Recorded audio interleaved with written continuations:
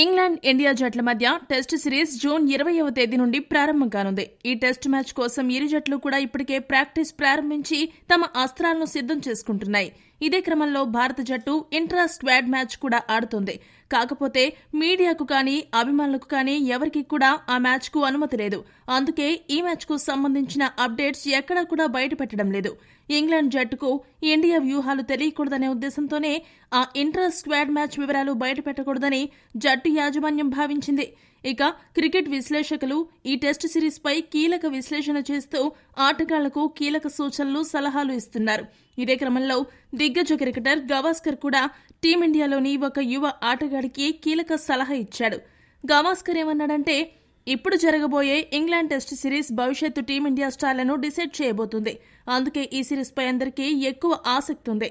రోహిత్, కోహ్లీ ఇద్దరు సీనియర్ క్రికెటర్లు రిటైర్మెంట్ ప్రకటించారు. ఇటువంటి పరిస్థితుల్లో మిగతా ఆటగాళ్లపై బాధ్యత బాగా పెరిగిపోయింది. ఒత్తిడి కూడా ఎక్కువగానే ఉంటుంది.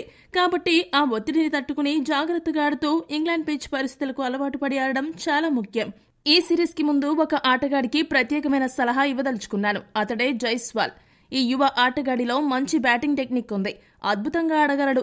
కానీ సీనియర్ ఆటగాళ్లు జట్టులో ఉన్నప్పుడు ఆడడం వేరు, ఇప్పుడు ఆడడం వేరు. రోహిత్, కోహ్లీ జట్టులో ఉన్నప్పుడు వారిద్దరూ జైస్వాల్ కు ఖచ్చితంగా ఎలా ఆడాలో దిశానిర్దేశం చేసి ఉంటారు. అతనిని వెన్నుతట్టి ప్రోత్సహించి ఉంటారు. కానీ ఇప్పుడు పరిస్థితులు అలా ఉండవు. ఎందుకంటే ఇప్పుడు గిల్ కెప్టెన్ గా ఉన్నాడు. రోహిత్, విరాట్ కోహ్లీ ఇద్దరు కూడా జట్టులో లేరు. ప్రతి ఆటగాడు తాము అత్యుత్తమంగా ఎలా ఆడాలని ఆలోచిస్తూ ఉంటారు. కానీ పక్క వాళ్ళకి సలహా ఇచ్చే స్థాయిలో ఉండరు. ఇటువంటి పరిస్థితుల్లో జైస్వాల్ చాలా బాధ్యతగా బ్యాటింగ్ చేయాలి.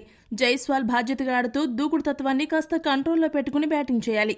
అలా కాకుండా ఏమాత్రం నిర్లక్ష్యంగా బ్యాటింగ్ చేసినా అతనిపై విమర్శలు ఖాయం. అందుకే జైస్వాల్ ఒళ్లు దగ్గర పెట్టుకుని ఆడాలి.